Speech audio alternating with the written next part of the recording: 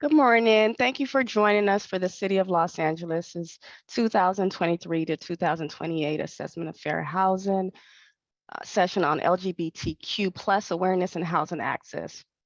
We are happy to have this discussion today, and we look forward to hearing from you all who are stakeholders in your field. I am Nancy Tuamaquaboa with the Los Angeles Housing Department, and I'm also joined by another LHD staff person who will introduce himself. Hi everyone, Joel Montano with the Los Angeles Housing Department. Happy to be here and hear the conversation. Thank you. We also have staff representing the Housing Authority of the City of LA, also known as HACLA. So if staff is able to introduce themselves, I will allow them to do so now.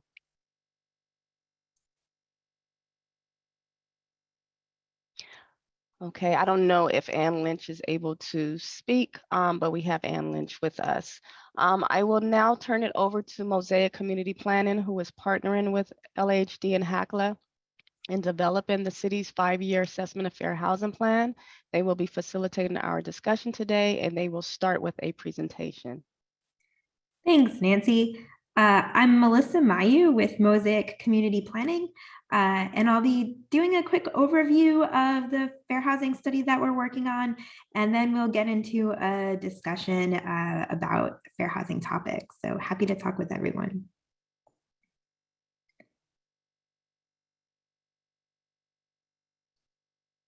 And we also have from Mosaic, Heaven Silva. Yes, hi everyone, I'm Heaven and I'll be taking notes and sending in the questions in the chat.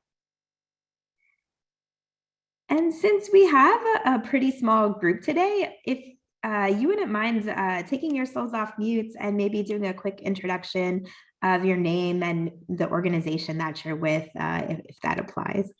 Hi, good morning, everybody. I'm with Trans Latino Coalition. I am the program coordinator for the reentry program. Great, thank you. Hi, folks. I'm Jonathan Willett. I'm the housing coordinator for the Los Angeles LGBT Center Senior Services Department.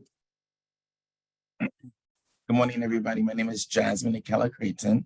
I'm the associate director at APAIT, and I also sit on the board of the Trans Advisory Council of Los Angeles, California. Thanks. Hi, my name is Erin Lorenzi, she, her pronouns. I am a program director at Equality California.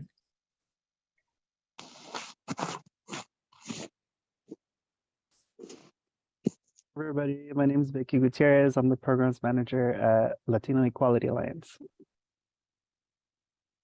Good morning, everybody. My name is B. Curiel. I use they, them pronouns, and I am currently serving as a training coordinator for the Trans Latino Coalition. Good morning, everyone. My name is Myrna Cabanban. I'm with the Commission on Disability.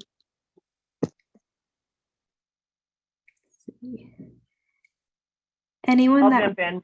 I unmuted myself. Sorry about that. Ann Lynch from the Housing Authority, City of Los Angeles. Sorry. Thank you all for joining. Thanks, Ann. Anyone else that didn't get a chance, or you can also leave your name in the chat if you prefer to do that. Well, thanks. We really appreciate all of you joining us this morning. Let's see. I'll get started with an overview of the project that we're working on, and then we'll get into a discussion. So this is an assessment of fair housing, or abbreviated AFH, which will look at the fair housing landscape in the city of Los Angeles, essentially looking at whether all residents have access to housing that is suitable for them, free from unlawful discrimination. The study will also look at how well people are able to access different types of community resources and opportunities, depending on where they live. The U.S. Department of Housing and Urban Development requires any city or county that receives HUD grants for community development or affordable housing to complete these types of studies every 5 years. Additionally, as of 2018, the state of California also requires public agencies, including cities, counties, and housing authorities, to prepare fair housing assessments. Generally, when we talk about fair housing, we're talking about everyone's right to participate in the housing market. So to own, sell, buy, rent the housing of their choice without fear of discrimination. That includes things like renting or buying a home, but also other things like obtaining insurance, having access to home loans, having fair property appraisals, things like that as well. Under the Federal Fair Housing Act, everyone is protected from housing discrimination based on race or ethnicity, color, religion, national origin, sex, family status, and disability. Additionally, the state of California has a series of laws that expanded fair housing protections to include several more protected classes, which you see listed there. They include marital status, age, ancestry, immigration status, language, sexual orientation, gender identity and expression, genetic information, your source of income, so things like a Section 8 voucher, veteran or military status, occupation, and other arbitrary factors. So you can see that being in California, you have substantial additional housing protection than exists nationally.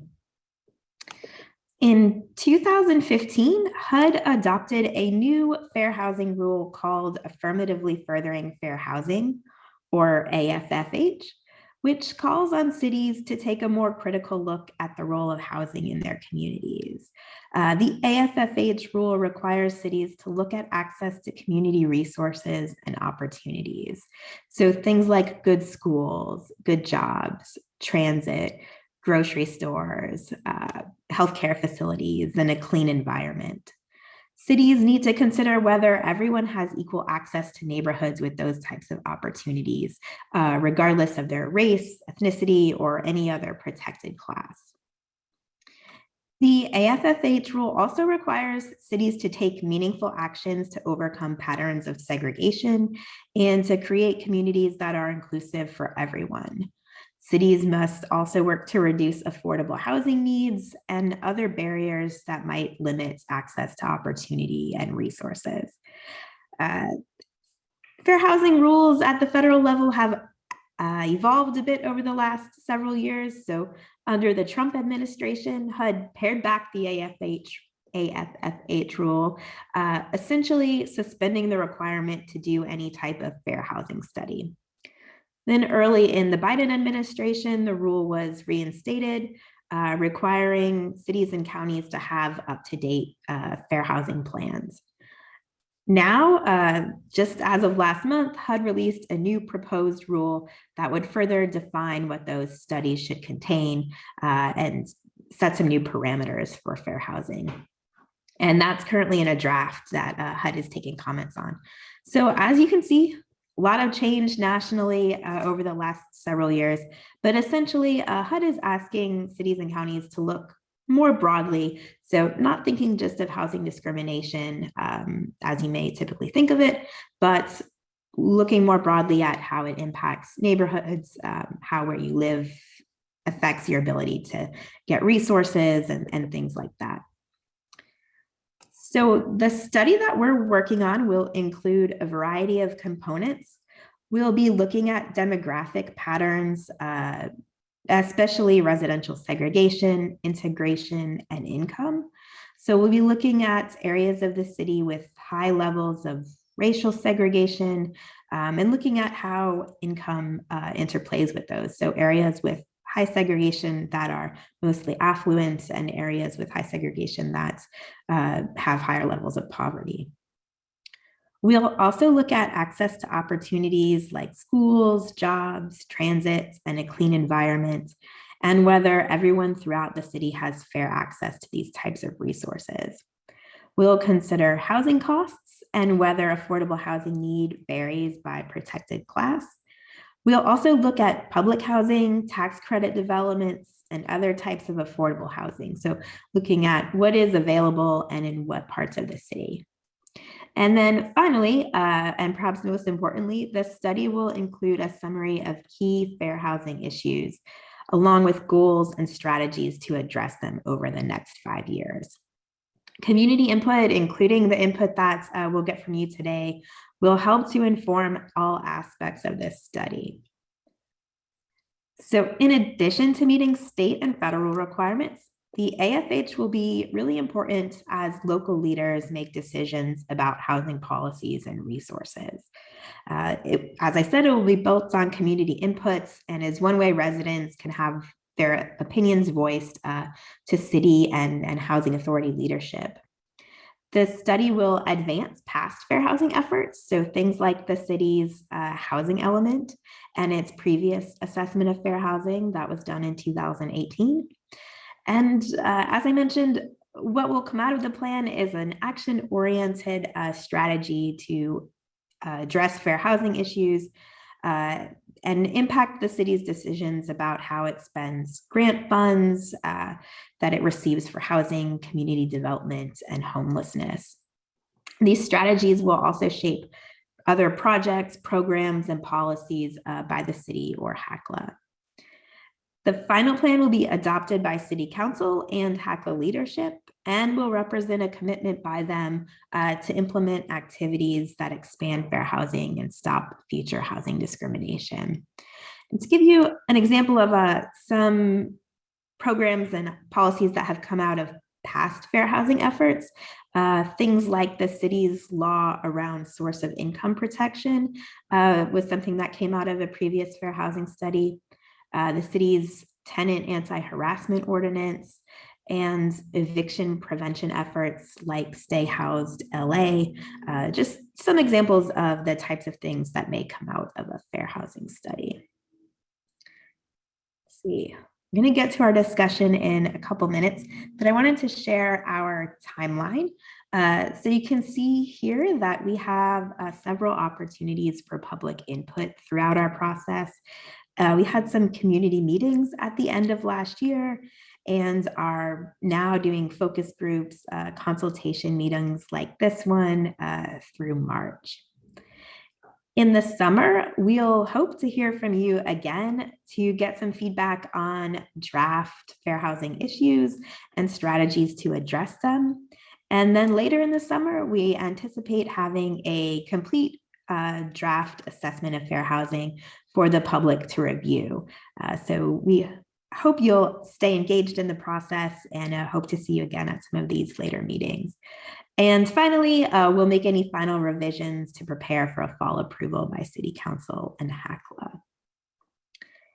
At this point, I'd like to pause and before we get into a discussion, take any questions that anyone might have about what we're working on or what our process is for it, anything like that. I do have a question. My name is Terry. You just shared on the previous slide on your housing assessment. On your data gathering, are you able to share that so we can be able to view that before we do an input on this on your second meeting, or are you holding on to the data gathering? So we're doing the data kind of simultaneously to these engagement activities right now. But by the time we get to this July stage, we will have kind of preliminary findings. So we'll have analysis of data and some draft fair housing issues. So that would be the point where we have some findings to present. Thank you. Sure. Any other questions? Just in terms of, Terry, thank you for your question. We are gathering a number of different data sources as we're doing this work, but if there is any particular data that we may need, it would be good to know if anyone, or perhaps if we could reach out to anyone here in regards to perhaps data in regards to services, programs related to LGBTQ population, things of that nature. So it'd be good to know if anyone has any good data sources they could share. And if so, that's something we are open to receiving.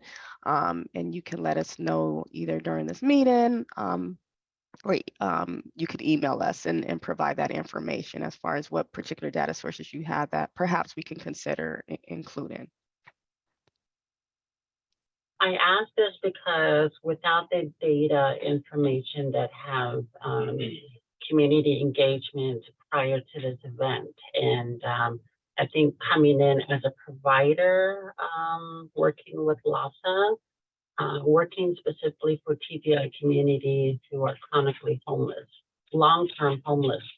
And so without this data for us to do an input, I think it's important to really look or view the data as far as what we're going to be inputting or any comments or any other additional information when it comes to TGI population or specifically for the LGBTQ community who are in need of housing, emergency housing voucher, housing placement, working with LASA, which is really kind of like difficult to work with. Even under the HACLA, person who is currently housed or at risk for homeless, they're rerouted through the LASA, through the assessment support center, which is very kind of like complicated, and it's very frustrating to work with. Even with our TGI population at our Latino Coalition, it's really frustrating to really get housing placement for our clients.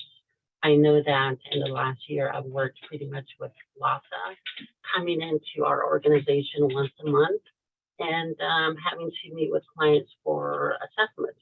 And out of 111 TGI clients, only 6 out of 111 have been placed, which is really kind of like alarming, and I'm concerned about it.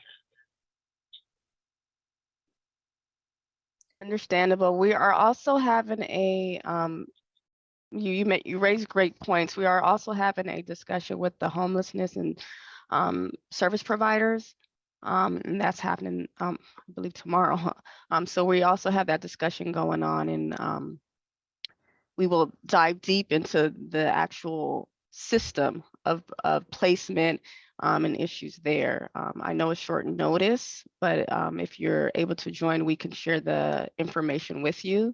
It'd be great if you're part of that conversation, but if you're not able to join, we can always reach back out to you, and we're also taking written comments that you all have. So we do plan to have that discussion with the service providers, including LASA, and even have a dedicated discussion with LASA, because we know and we hear about the CES process, and we understand and they understand as far as there's certain areas of improvement that are needed.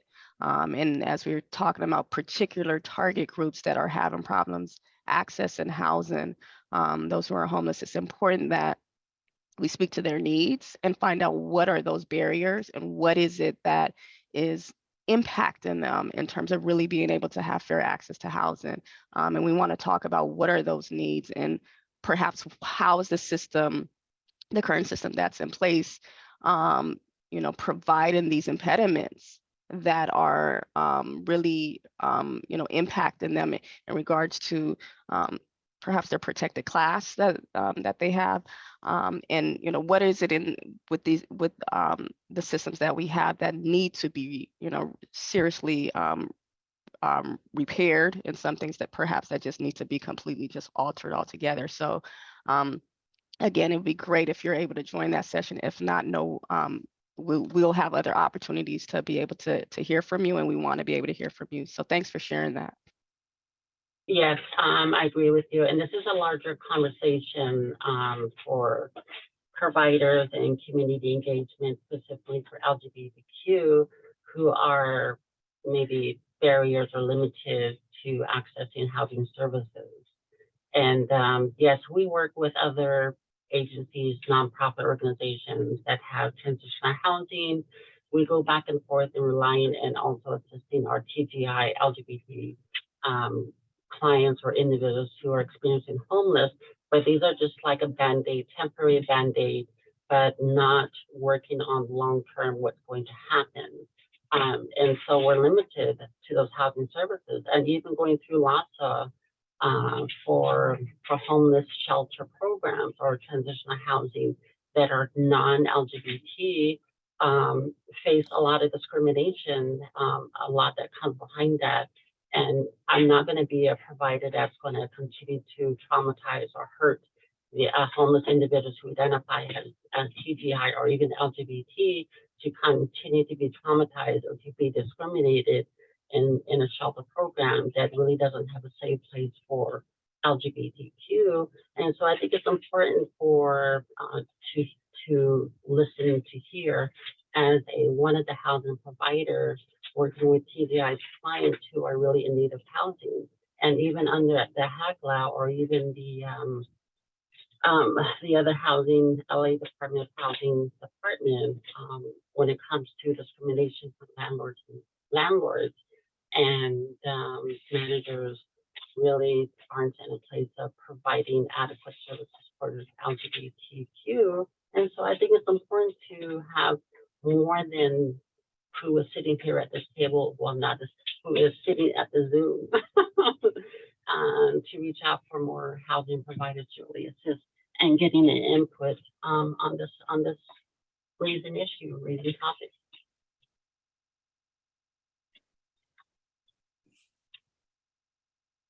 Yeah, I think a lot of the homeless housing providers will be at the meeting tomorrow.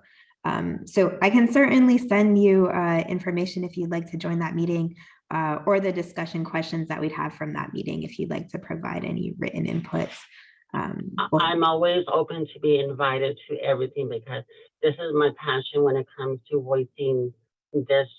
Just because my heart goes out for TGI or LGBT who are experiencing homeless for need of housing, that is my passion because I'm not afraid to speak out and find a solution because this has been a long-term 20 years of, finding suitable, safe housing for LGBTQ. And it's been a long time coming. And how much longer do we have to wait on this one? You're absolutely right. And Jasmine, I see your hand up. I just have a quick question for Terry. Terry, you're using TGI, is that correct? Do you mind saying what that stands for? I'm sorry, I don't know. I apologize. Even though when I say LGBTQ community, there's lesbian, gay, bisexual, trans community. In addition, that funnels down to us working with TGI is the transgender, nonconforming, and intersex community. Okay, great. Thank you. And if you don't mind, okay, got it. Thank you so much, B. Thank you. All right. Thank you for your commentary. All right. Yeah, maybe Jasmine and then Richard. Yes, again, my name is Jasmine. I'm the Associate Director at APIT, and I am proud to say that I am one of the first folks in the nation to have a specific home for trans women that is federally funded. It's called Casa Zuma, and it's a collaboration with Hopics. And so with saying that, I came here because I wanted some understanding on what is actually being done here at this level, because as we know, some people don't know how to navigate the system. And I didn't know until we started on this project that trans folks are not a protected class. So because they're not a protected class, they can't often access the federal funding that's available. And so we had to fight for that with, through LASA. And so fair housing looks different for trans folks, right? Because if you are not able to access the money, then you're not at the table. That's number one. Number two, there's too many myths and misunderstandings about people being able to access housing with the understanding that they don't have to pay anything. I believe that people are not informed properly, that one, they're going to have some type of income, real income to support living in these housing locations or programs.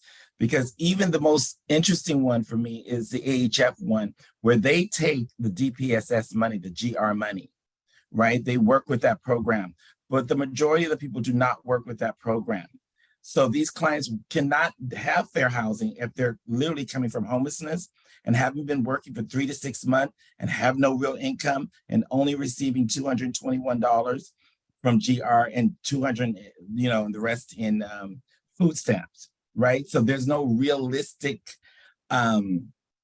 there's nothing realistic about any of these programs because none of these are sustainable. And so the problem that I'm having is I can't even house, like I have women I can't even house because of their records, right? The women that have been incarcerated. And so I've had one woman in the program for 3 years because she keeps getting rejected, right? When we're trying to find somewhere for her to live because of her, whatever's on her record, right? She has a job, she's able to pay the rent, but no one's renting to her. And it's been very complicated. So I'm like, where's the fairness, comes into play for this client? And then I don't even want to begin with the immigrant population because now we're having an influx of folks coming from Central America as well, Russia and the Congo. But the interesting thing is that the folks from Russia are able to access the DPSS money where the folks from Central America like Honduras, Guatemala, or El Salvador cannot. And so they are at a disadvantage. I don't know what's going on with that. I don't know why our government is prioritizing the folks coming from Eastern Europe and not the ones from Central America. That's a different story. But because of that, this whole fair housing, they don't even get to play in that field, our immigrant community.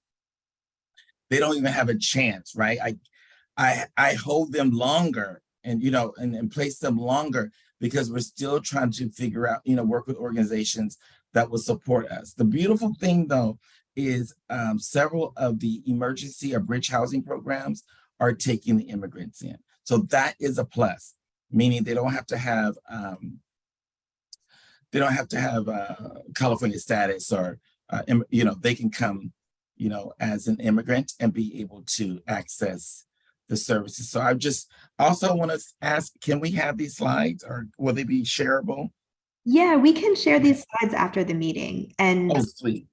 Yeah, so I think that kind of feedback is exactly it's not what we want to hear, but it's what we want to hear through this process so that kind of the strategies related to this plan can help address some of those issues that you're mentioning. We've heard a lot about folks having difficulty getting housing due to criminal backgrounds or evictions.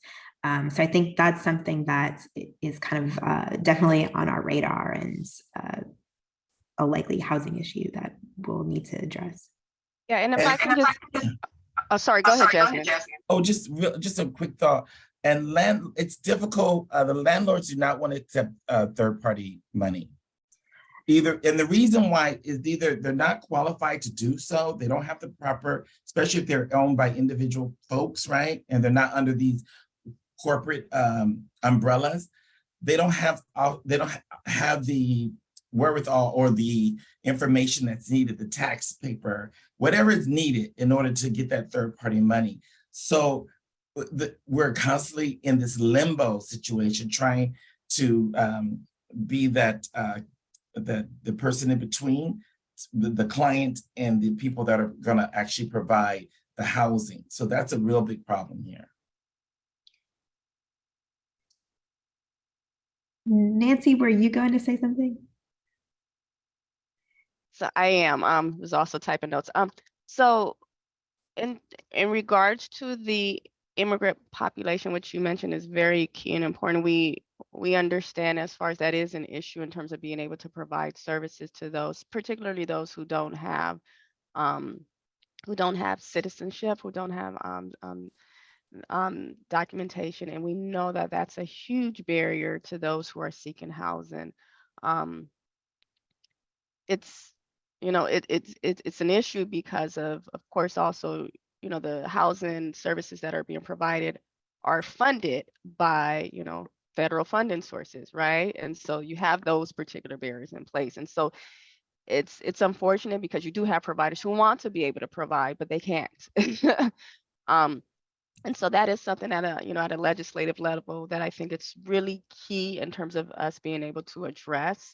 And a key fair housing issue. And what does that mean in terms of how many people who are being turned away. As you know, outside, in addition to the fair housing work that we do, this the city also has legislative proposals that we do on an annual basis in terms of what are the state and federal legislation ideas that we have. And then we have city staff, particularly at the mayor's office, who can go ahead and lobby. And so it's important to know and continue to hear this, because we want to be able to, when our time comes for us to do our submission, particularly the housing department, and even our sister agents, sister department, community investment for families department, to be able to put forward what are the things that need to be changed to be able to provide housing services, social services to folks, things to really be able to help people to remain, to access housing and remain housed. So this is important because this is something in which we should be and we will be able to put forward in terms of a proposal.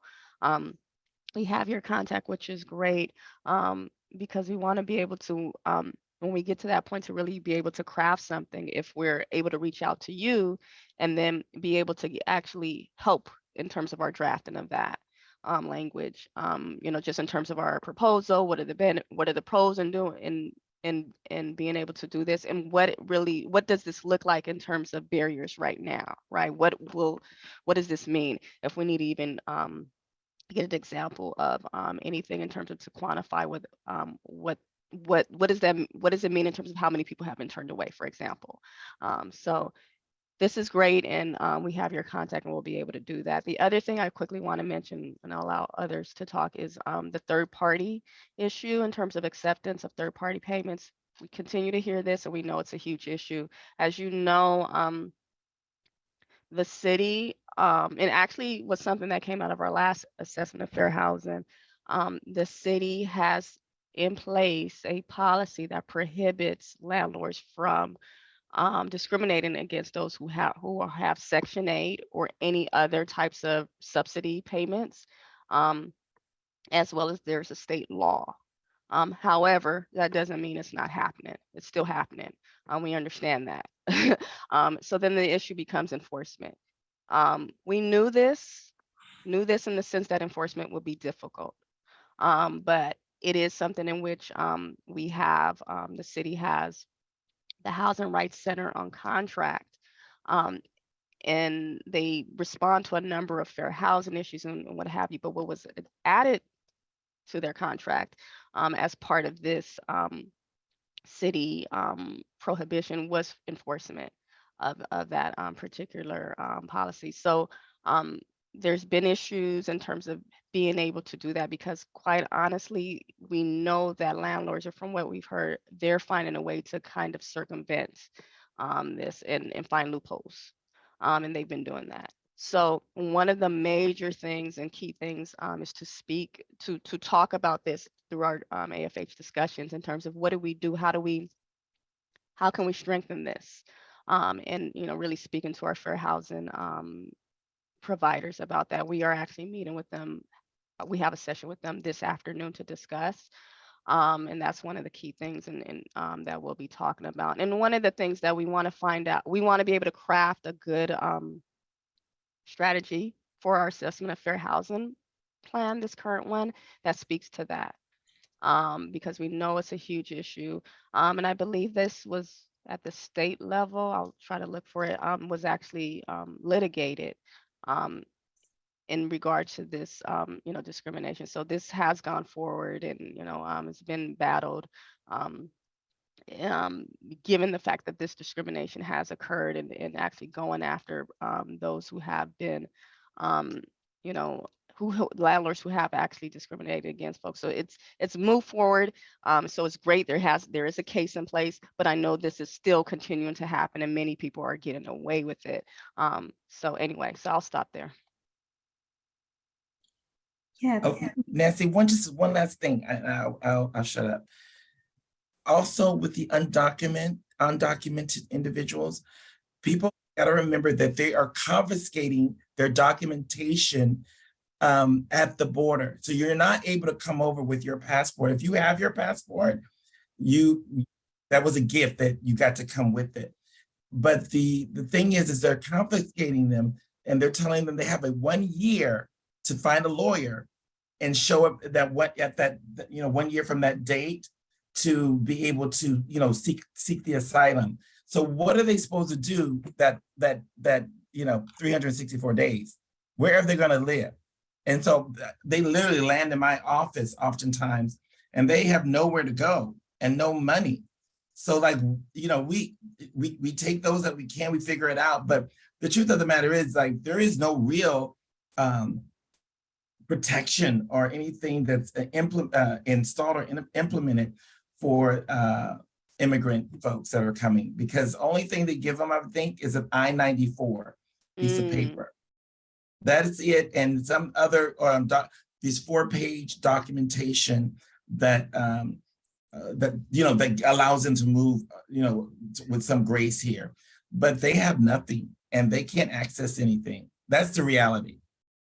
Yeah, thank you for that. Thank you for that. Quickly, I'll say, because I want to give others the opportunity to speak, is we are also having a discussion with folks who are serving.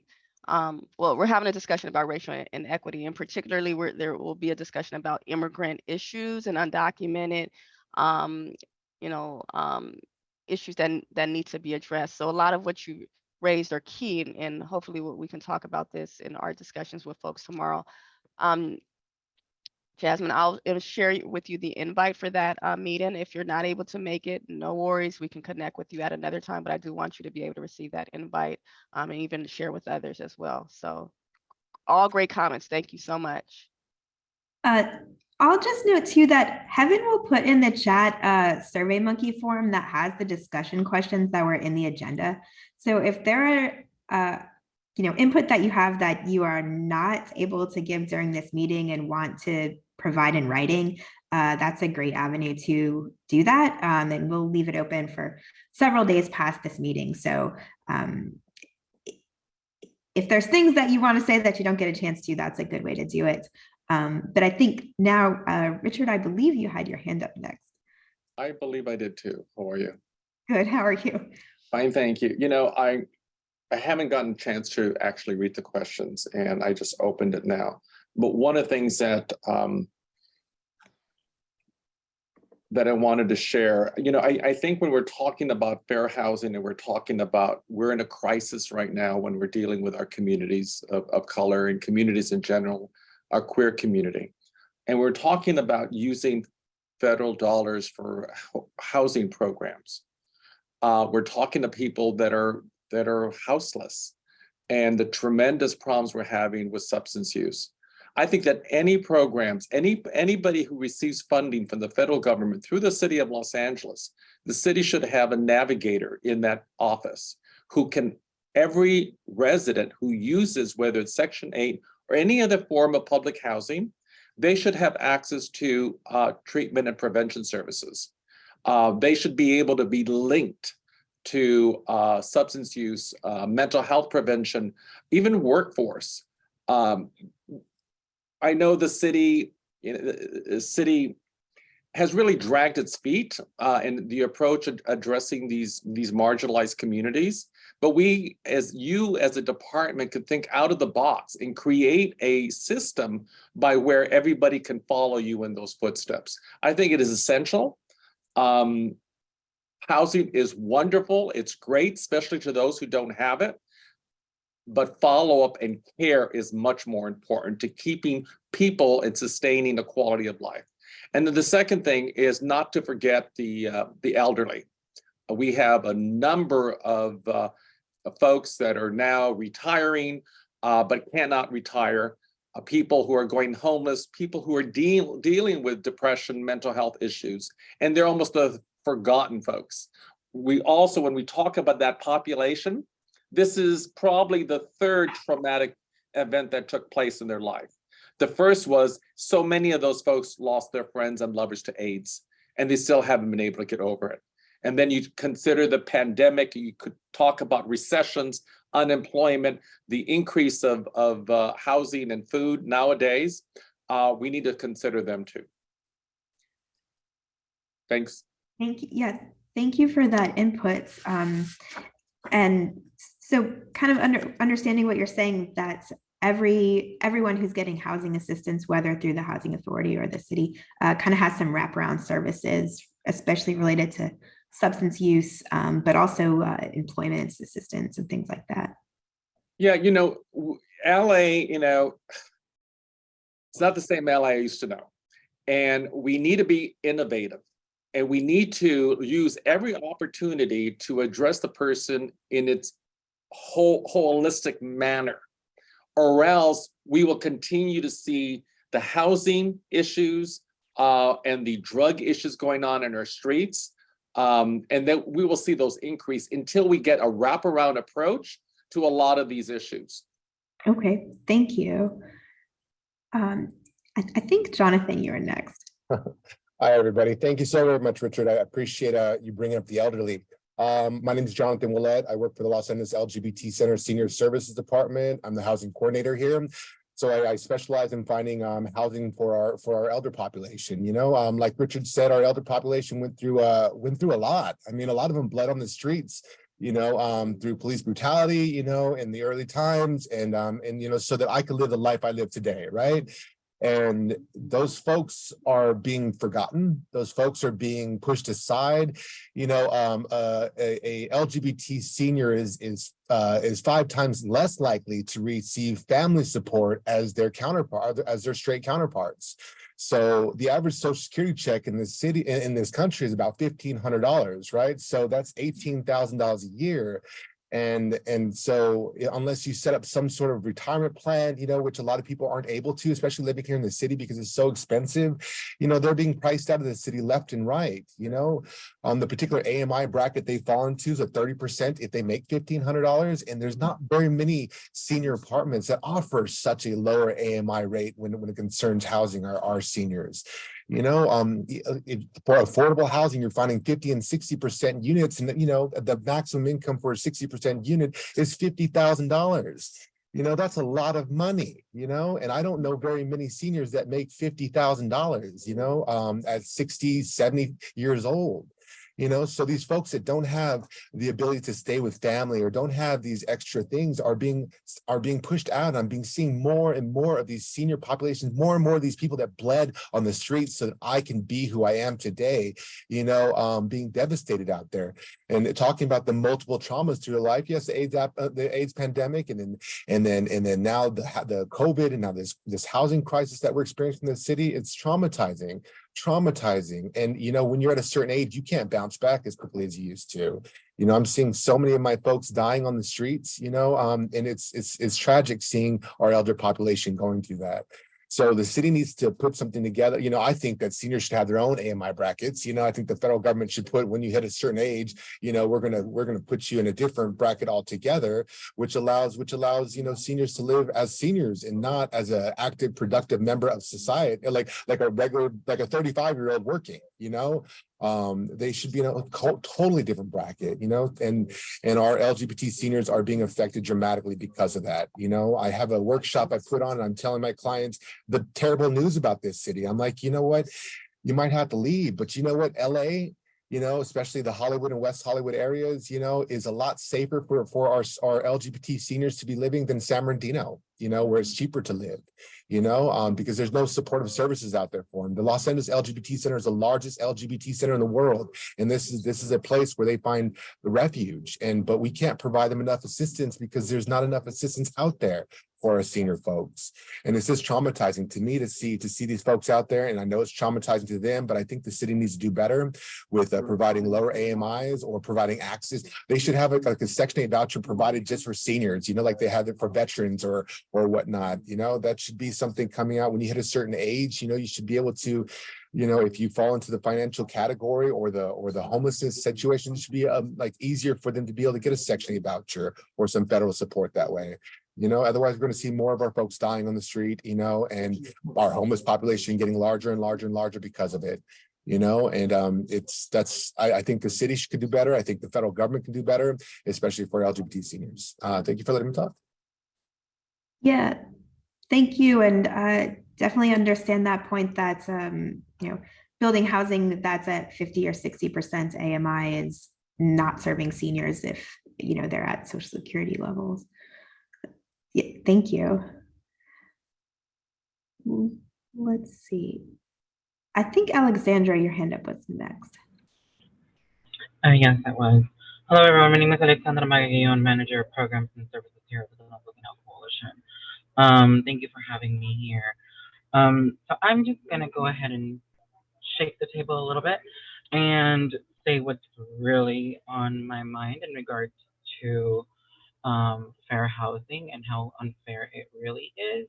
I think if we are being realistic, all of us, when we think of like why LGBTQ people end up on the street, the main reason has to do with religious-based organizations serving as housing entities or housing organizations that are already pretty discriminatory of itself, as well as segregation-based shelters, which means that they are focusing on either male or female segregated facilities. I think until we really hit the nail where the coffin is, we're not going to get anywhere. And I think it's acknowledging that piece alone in my work doing trained shelters and shelter training for LASA funded programs that includes many of the shelters here in Los Angeles County. We always gave obviously the TGI 101, and a lot of the staff members that were in those shelters were thinking that being LGBTQ or TGI, if we're being specific, was like a choice or something that they didn't really have to pay attention to. And oftentimes they would ask, like, what is the number one reason why the TGI specifically folks get kicked out of their homes? And I'm like, well, religious ideology is why people are getting kicked out of their homes, really. And one of the staff, and then I got later a email from the shelter themselves stating that why did I say that, and if it obviously brought up something for the staff and for the shelter because they were a religious organization. And I said, until you acknowledge the biases that are in place and you're providing services to all people, you are not going to be in compliance with the rules and regulations that are set forth by the city of or the county of LA. And you first have to acknowledge the biases that is within you as an individual in providing services to the TGI or LGBTQ community. So I think we first have to acknowledge that that is an issue, that a lot of these long-term or long-standing shelters, like for example, the women's shelter focuses on women's and not necessarily all gender, and rightfully so. There should be something like that, but they don't oftentimes think of the diversity that comes to being a woman. So in our efforts, we've always had to advocate with these long-standing shelters on the segregation that comes with being gender expansive. I, as an intersex person that identifies as a trans woman, have seen face to face how these discriminatory organizations are put in place and continuously funded with taxpayer dollars. So until we really acknowledge what is happening with those funded organizations, we're not ever going to get into a place of solution-based models for those who are being discriminated against. Also, we have to acknowledge that when a person is homeless, they're navigating the entire county. They're not just navigating one area or one hub or one location as it seems to be. When I was navigating homelessness and I called 211 or 411 or any of the 111 numbers, I was told, well, where are you at? Well, today I am in this location. That doesn't mean I'm going to be here tomorrow. I'm going to go where I can get food or I can access services or whatever the case may be. Maybe I'm only sleeping here in the valley because this is where I could spend the night with a friend. Or maybe I am going to be in downtown LA the next day. So understanding that our clients and those who are homeless are not navigating this services per the spa. They're navigating wherever they're able to culturally receive culturally competent services that are pretty spread out. I think is also the first thing that we have to acknowledge, that it's not going to be based on the spa, but it's going to be based on wherever it is that they're going to be able to receive services, which oftentimes bring me to the next thing. Discrimination, even though we would like to think that doesn't happen in downtown LA, is pretty discriminatory towards transgender, gender nonconforming, and intersex people in downtown LA. And oftentimes we try to, because it's downtown LA and there's a lot more services towards the metropolitan area, tends to be pretty discriminatory when it comes to homeless individuals themselves. So homeless people are being discriminatory towards other homeless people, which is then pushing the population away from services in that area. So when I was homeless, navigating homelessness in, for example, downtown LA, I would get told, go to West Hollywood. This is not your area. So when I go to West Hollywood, right, and I'm navigating homelessness in the city of West Hollywood, I would be told, go back to downtown LA, or go to the it's running off my mind. But anyway, go back to downtown LA. That's where the homeless population are. And becomes a segregation of classes. And until we actually acknowledge all of these different things, we're not going to get, again, anywhere. As well as we do have to put the focus that a lot of TGI people do not reach elder age. Let me be, again, clear with that. A lot of TGI people do not reach elder age at the age of 65. We are fortunate if we even get to that number. Again, the median lifespan of a trans individual is within the late 30s, early 40s. So a lot of us do not even get there. And the reason we do not even get there is because we're impacted by sex work, we're impacted by HIV, we're impacted by homelessness, we're impacted by mental health, PTSD, undiagnosed mental health issues, and unaddressed health concerns. Because we're also discriminated not only in shelters, but we're also discriminated in healthcare settings. So a lot of us don't reach that 65 to be able to enroll into programs that are readily available for K or for senior programming.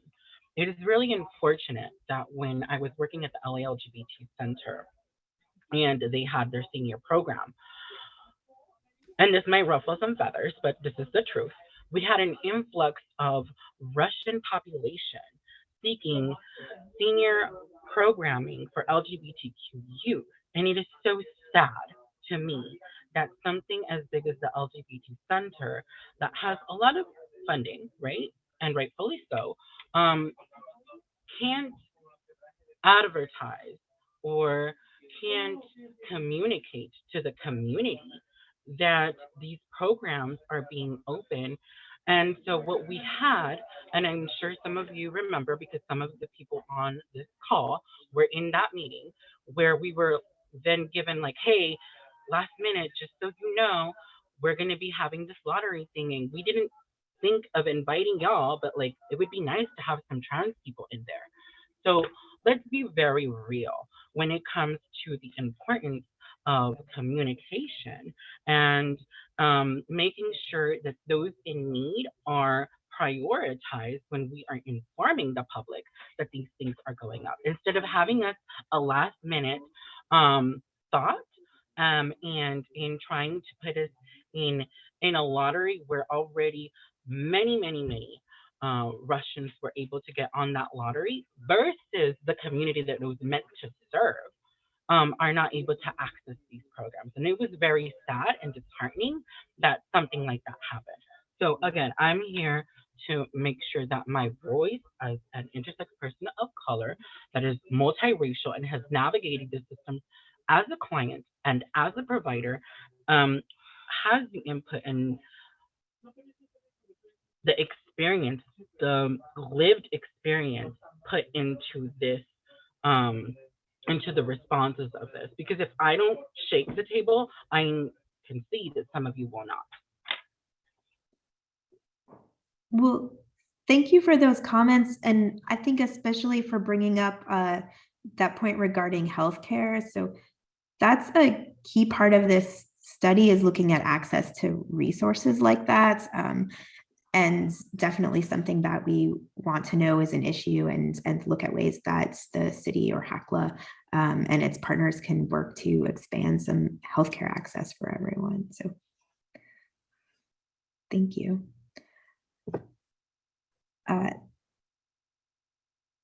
Is there anyone, I think, Terry, your hand is up with a new comment, is that right? Yes, my hand is back up. Thank you so much. And everybody who has shared before me. You know, the truth is that LA residents, we have adapted to the high cost of living just to live in LA. Everything is going up, rent, market rate, everything. Landlords are taking advantage of buildings and increasing the rent. I think it's important. I know that for myself, as not only a case manager, as an advocate, but also as a program coordinator, working with TGI homeless, I get an influx emails of low-income housing under the HACLA that are geared towards lottery applicants. Having to really advocate and to really assist our client to apply. And due to the high cost of living, our homeless TGI individuals don't meet those income requirements. I feel like that's an income discrimination. How much of our TGI that don't make that much money can afford these market rate low income housing? Even for low income individuals, have to meet 3 to 4 times the rent of their income. And that's ridiculous. And I think that to find that solution is to really go in and fix the issue of, because there's going to be an ongoing system. It's going to be an ongoing revolving door on how we can assist our low income TGI individuals to really have access to adequate housing for them to be stabilized. I know it is tough out there these days as far as not enough jobs, not enough housing that are affordable for our TGI population. Personally, under the RSO for the landlords who are trying to do a buyout from RSO for individuals who are in a unit. I, for myself, when in the middle of April, when the pandemic had hit, everything halted worldwide. LA, everything stopped. For me personally, job, everything halted. I had to walk away from my RSO unit. And I know that the landlord had been for years trying to buy me out or cash me out at $5,000. Here's $5,000. We want you to move, find another place. No, but I kept fighting. I kept saying no. But when pandemic hit, I had no choice. It was literally like I had to walk away and lose that RSO unit. But eventually I went back to the same unit in the same building 3 months later. Because at the beginning, when I walked away in the middle of April of 2020, my rent was only $750. Mm-hmm. When I went back in July, landlord had raised up as a market rate. Now it's worth $1,300. And wow. So I think that for the RSO, for landlords to take advantage of these buildings and units because they want to raise the prices, and it just comes down to, it's just a money thing. Even for low-income housing, it's just a money thing. But when it comes to the issue for the solution for today, for our, and I think that the elephant in the room here is that when we're talking about community engagement for providers and community members, advocating for our clients and individuals who are on low income, what is the solution? How do we fix the income discrimination for the market rate for the low income housing to reduce that so the individuals can afford low income housing? That it goes for disabilities and seniors who can afford these low income housing. None of that. So they prefer to lose the apartment and become homeless. And then it's just a vicious cycle that we're doing this continuously to try to assist the individual to be placed in a safe housing. So I just wanted to bring that up. Thank you. That is something that we heard a lot from in the community meetings as well. Folks who were being rejected for apartments that's, maybe they were paying almost that much in rent somewhere else, but when they were applying, they didn't have 3 or 4 times income. So they were, declined. So I think that's something that is a housing issue and will additional support from your comments that matches some things that we've heard as well. And it sounds like your comments is similar a bit to what Jonathan was saying earlier, that, units that are at 60% AMI are just not affordable for really low income folks or folks who are living without a home now. Thank you. And B. I just wanted to follow up on what Terry J was saying too. Aside from all the barriers we talked about for folks to actually get housing, I think once being in housing, it's still a set of like different barriers. And I think when we bring up the conversation of things such as, we want to like advocate for communities of color and making sure that, this segregation doesn't happen. And it's so, I can't help but to think how intertwined everything is. Like, for example, I worked as a housing case manager for American Indian Alaska Native communities in LA County. And there was several different times where we had families, single mothers and children who had been taken advantage of by their landlords, with the Section 8 voucher because of not knowing, maybe what their rights are as tenants and having, there's so many different processes, there's paperwork, and, landlords often take advantage of families of color and people of color, especially immigrants or maybe not English speaking immigrants as well, and saying, just sign this form, just, here's throwing paperwork at them, forcing them to sign in a way. And of course, for many different fears that families have, whether it's fear of getting evicted, whether it's fear of getting, facing deportation and so many different things, people will often, fold to the landlord's, wishes or wants, which ultimately sometimes results in them losing their home. And so it's just, there's so many different obstacles and there's so much work to do when it comes to making housing also accessible to families. And because, even working with this family, I could tell her that, this is against the law or that these things are not what a landlord is supposed to do and that she has rights and all these things. But it's another thing, like culturally, I think, to then pursue the next steps of holding their landlords accountable. It's just such a huge power dynamic between these landlords that, like Terry J, are very focused on just money and getting money and like willing to put their tenants' lives at risk in this way is like a huge issue as well, especially when we think about the vulnerable communities that my colleagues have mentioned. It's even more so, they're even more so vulnerable in that sense. So I can't help but to think how it doesn't stop once housing is accessed. So when we think about fair housing, it's an ongoing process. It's an active process. It's a process of accountability.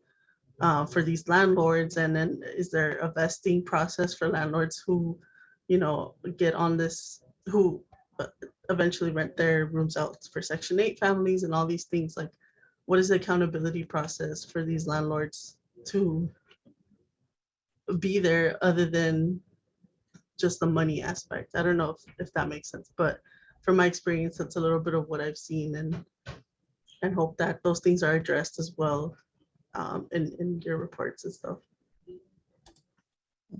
Yeah, I think that does make sense, and aligns a bit with some things that we heard in community meetings. Folks are having hesitancy, like you said, to pursue kind of legal avenues, even if it's their right to, but that's a disruptive thing to do, and power dynamic, as you said. And some people can't afford to because it's a long process, and you have to kind of be in the state of limbo while things actually get done in the court. So it's you need a place to live in the meantime. Are there ways that you can think of that the city can make it safer for folks to make housing complaints, or to kind of pursue some of these issues?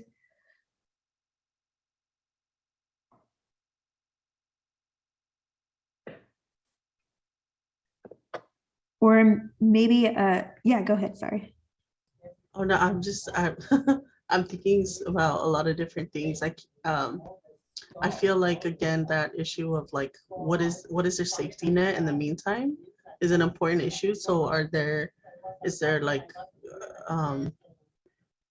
what are the, I'm just thinking of money, like, honestly, and like, is there ways that their rent could be waived while this process is happening? Are they able to get like certain ways that they can continue, having a place to live while they're still undergoing all these things? And then I think oftentimes access to legal services is often given to nonprofits that provide it. So like, for example, the neighborhood legal services and, other different nonprofits that provide that free tenant support. But oftentimes these organizations are also heavily impacted. And so, I'm just thinking of ways that we can provide those resources, and then on top of that, you have folks who are LGBTQ, who are TGI, who, if they see someone with neighborhood legal services, like, you're then forced to kind of, if your documentation doesn't match your name, like all these, there's just so many other things that comes out of having to do a legal process.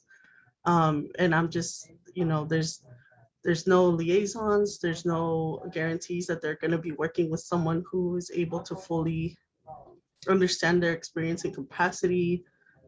So I feel like it's just a lot of different things. I'm curious if anyone else has thoughts on that process and how to keep our members safe. If I may, just jump in. What you mentioned in terms of the lack of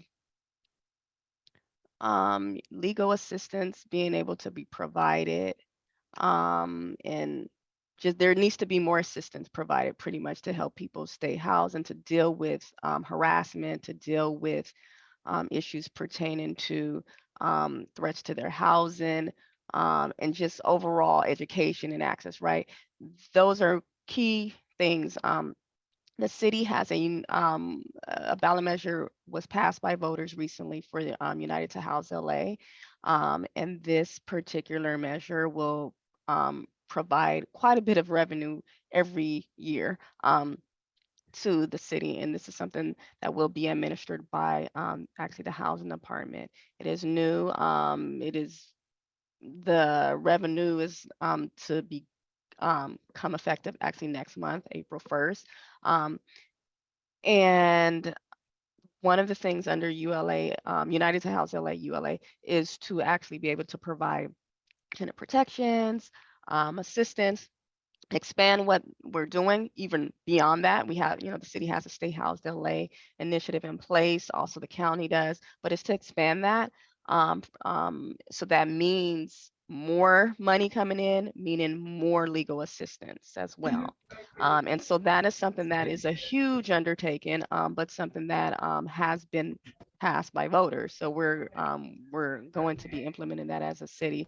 And so that's actually underway now, in terms of being able to, gearing up. It's going to take some time, right? But gearing up to be able to put things in place to really be able to effectuate what the provisions of that measure state. So that's happening. And that the other thing is, the city council has, I believe the motion has been passed, as far as for a right to counsel. So there is, we have the eviction defense program in place, and it became, it launched during COVID, but the eviction protection, eviction defense program isn't necessarily a right to counsel. So a right to counsel will be one where everyone is, will have, be given the opportunity and the right to receive legal representation, everyone. And so that is something that is major, because it will be a matter of being able to open up the doors in terms of legal assistance for those who perhaps for whatever reason may not have been able to get legal assistance, right? So it's again further expansion of something that we have, but this is on a totally different level. And this right to counsel, other cities, some cities have them, like New York has it, San Francisco has it, and what have you. So it's being, getting on that Yes. level. So speaking to what you mentioned, we have to expand in that way in terms of being able to provide more legal assistance, have the funding. We have the funding, and being able to address the specific communities and populations in which you speak of, though, is one in which we'll need to also consider as part of this. But in terms of what do we do and how do we get there, that's pretty much which is great. We have the resources now, and we're at the point of really being able to develop the program. So you'll hear more about it and hopefully be involved as the city moves forward. Yeah, I think that's great that there's so much influx to these services. And again, I just want to touch on the point of like all these services can be here, but also want to think critically about the needed outreach and the needed relationship building that needs to happen with communities, because all the services can be there. There could be, and I think as as folks in housing providers, services providers, you're this bridge between all the resources that are available, and there's so many, and then the families and like what they're truly, all their fears and all their worries. And we can foster warm handoffs, but I think it's definitely like cultural changes, like how are these folks building relationships with the communities, being trans, being gender nonconforming, being intersex. So I guess my worry is that yes, all these resources will be there, there'll be funding, all these rights are there, but what does access look like? What is does that make kind of sense? It makes complete sense. It makes Yeah. complete sense. And given the fact, just want to mention, United House LA will be a process which will be very transparent, and it's required to be. And so there will be a lot of accounting, a lot of reporting, a lot of approvals that need to take place before things are developed and what have you. So there will be an actual body which is in the process of being developed and approved. That will be like an oversight body, so to speak, right? So there will be a lot in place for checks and balances for what you're speaking of. So to ensure not just yes we have the funds, but how is it reaching those who need it, and how are we actually ensuring, right, that proper outreach is being done and what have you. All of that will be required as far as us operating this new program. So it will be one which will require quite a bit of reporting on a different level from what you've seen before. So stay tuned, and more to come in regards to that. Thanks. Jasmine, I know you've had your hand up for a while, so we'll take your comment. And then I think if there's anything from anyone who hasn't spoken yet, we'll do a call for that afterwards. But go ahead, Jasmine. You're on mute still. And I have to leave. I'm late for another meeting, but I want this to go on record. If you really want to shift, shape shift it, we have emergency housing, right? We have bridge housing, but we don't have permanent supportive housing. We make too many assumptions about people. We think they're going to have financial literacy. They're going to be able to sustain and maintain and take the responsibility and the accountability it takes to maintain paying rent. But the truth of the matter is, if you have not paid any kind of bill or any kind of rent in the last 3, 6, 9 months, that is not a habit you're naturally going to possess, right? And so there is this missing component where what's really needed is support around permanent supportive housing. So it's almost where the city might have to create or get access to some buildings and really create a case management in that building, because the majority of the places do not have case management. So that there is this missing link between the proprietor or the person that owns this building and then these clients, right, that we want to house, but do not have financial literacy.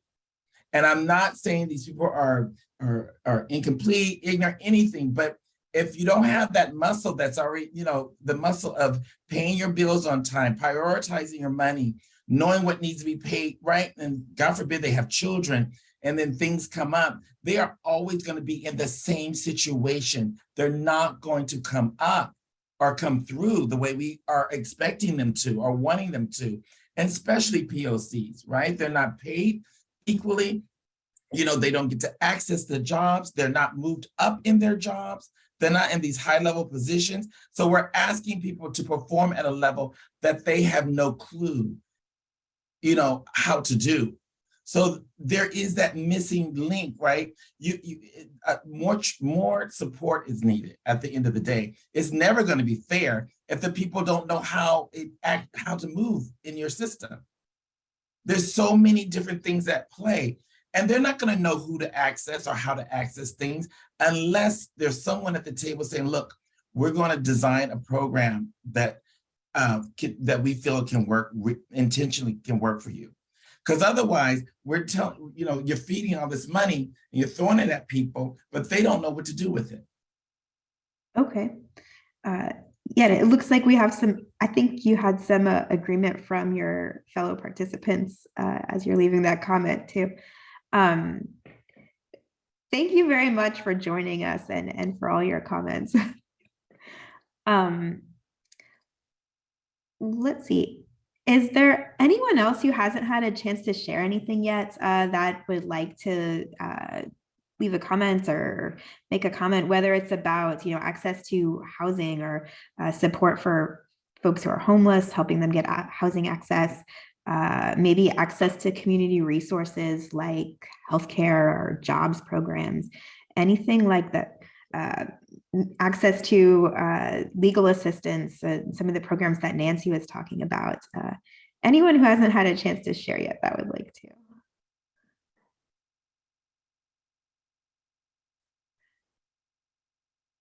All right. And Terry, did you have another comment? I thought I saw you. I did, but then I raised my hand down because I know that the previous speakers had spoke on some of the subjects that I wanted to touch on. But I think one of the most important thing is that I know that Jasmine had mentioned something about the permanent supportive services when it comes to a specific place where there is low-income housing that they have access. Having the wraparound services or complete all-around services that includes full resource center, multi-center, purpose center, workforce development program, internship program, employment resource center. And I think those are all good as far as providing, and again, adding on to job training program. And I think those are going to be very helpful, not only just for the adults, but also including the disabled individuals, seniors, as well as the youth population, because and I think that also with the limited for the youth program, when they don't have access to housing because they're very too young as far as being stabilized for employment for housing. So it's just a continuous cycle of getting them into a youth pay program and getting them to be stabilized from 1 to 3 years until they're aged out after, I think it's the age of 23 or 24. And then they're abandoned again, and then they're re-traumatized as well as experiencing homelessness. So I think that for myself specifically, adding on to what are some of the solutions or what are some of the recommendations, I think specifically when it comes to emergency housing voucher housing program, could be a temporary as far as towards permanent housing, and also with emergency housing and shelter programs. I think I've always mentioned this in the past, and I don't know how many people have really listened to this, and I'm gonna always continue to say this, but you know, federally funded program when it comes to LGBT, specifically for TGI individuals who are currently experiencing homelessness and getting them into a temporary shelter. I think it's about dedicated beds specifically for each program, or shelter programs or transitional housing, but then these shelter programs don't have adequate safe space for TGI safe space because, and again, you know, with these specific programs, shelter programs, when it's like someone who is trans women or placed with in the men's program, and someone who identifies as trans woman, a man is placed into the women's program. So I think that if there is a specific adequate space specifically for gender specific when it comes to TGI population, I think that is very important, even though other organizations under the LGBT have safe housing program, but you know, there's not so many bed space available, especially for youth. There's a lot of youth who are currently homeless who are trying to get into the program, and it's just like, oh, you've already been to that program before. We're going to give those, you know, who haven't had the help yet, and so those who have had the resource or services prior can continue to access those services. So I think it's important, as well as for seniors, to really kind of like help on. But we all know, LA, we're at that place of high cost of living. I'm always going to say this: high cost of living is going to get higher and higher, and we're going to have ongoing conversation. This is going to be an ongoing discussion. We're going to be here at it again, a year, 2 years, 3 years, 4 years, 5 years, having the same discussion about finding the solution base. But I think it's important to really have dedicated and getting more federally funding specifically to low-income housing. And I just want to add on to that. Thank you for listening. Yeah, thank you very much. And you're right that it's an ongoing process. There was a study like this 5 years ago that, you know, kind of like Nancy was saying, move the needle with income protection and, you know, some resources for folks who are facing discrimination. But now there's still kind of that question of enforcement and things like that. So kind of a continuous process to make improvements. I have a couple final slides, unless there are any last comments that anyone would like to make. I will share my screen again then. So thank you all so much for your input today. We really appreciate that you joined us and that you shared so many thoughts and ideas. They'll truly help to make the study stronger and communicate to the city and housing authority leaders what priorities and strategies the city should be looking at over the next 5 years. We hope that you'll stay involved with the project. This is the project website here, and I believe it's also in the chat. let's see, or I think Kevin will be putting it in the chat in a moment. But this is where you could go to see videos from other meetings that we've done, the community meetings we did, other stakeholder meetings are available here. And as we have additional outreach opportunities, that will be the place to go to learn about them. We also have your email, so we'll add you to you'll be on our email list to hear about additional ways to stay involved. On that website, you'll also see a survey. We have one that's dedicated to organization representatives. So I think a lot of you all would fall in that category. But we also have another that's for residents and folks that work in the city. So kind of all community members are invited to take that one. It's available in 7 languages. You can access it online through the project site, but we also have hard copies. So if that would be easier for you to take it by hard copy, or if there are people that you work with that you would want to share copies of the survey with, we'd certainly ask for you to do that, whether it's clients, residents, colleagues, neighbors. You can share the link, but also if it would be helpful for you to have 20, 50, however many hard copies to share with people, we would be happy to get those to you. If you just send an email to lahd.afhpolicy@lacity.org, you see it there on the screen. We can definitely get hard copies of the survey to you. If you're able to share it on your social media, that would be great.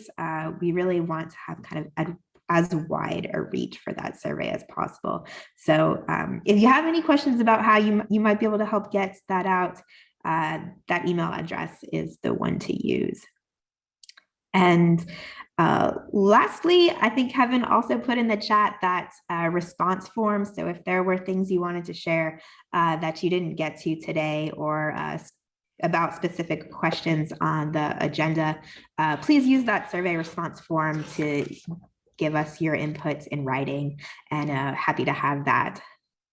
And now I will turn it over to Nancy to close. Yes, thank you. So we are encouraging all of you to stay involved in the city's assessment of fair housing development process. Your input today and moving forward is very much needed and appreciated. So we thank you for today's discussion. It's been great. So please visit, as Melissa said, the Assessment of Fair Housing webpage to stay up to date on our activity as we're moving forward. And we're also asking that you complete the stakeholder survey, as she mentioned. That's also found on our webpage. So if you haven't already done so, please complete the stakeholder survey. Those of you who are, since you're service providers for those, for many residents in the city. And since you've registered for this meeting, you are part of our email list. So we do see the request in the chat to be added. So we'll confirm, but you are on our email list, and you will be able to receive updates going forward about the AFH. As has been mentioned and welcomed, we are asking for any additional ideas that you have. Please share them after today. Please feel free to email us at lahd.afhpolicy@lacity.org, or you can fill out the Survey Monkey with additional ideas, thoughts, input for us. Please use that. We are also asking for your assistance. Please help in spreading the word about the city's assessment of fair housing. If there's others you know who are interested in receiving project updates and want to stay in contact, they can request to be added to our email contact list by simply emailing us, and we'll add them to the list. Okay, so again, we thank you for taking time to participate in today's assessment of fair housing discussion. It was great, it was lively, and it was a surprise. And we hope you stay connected, and please continue to enjoy the rest of your day. Take care.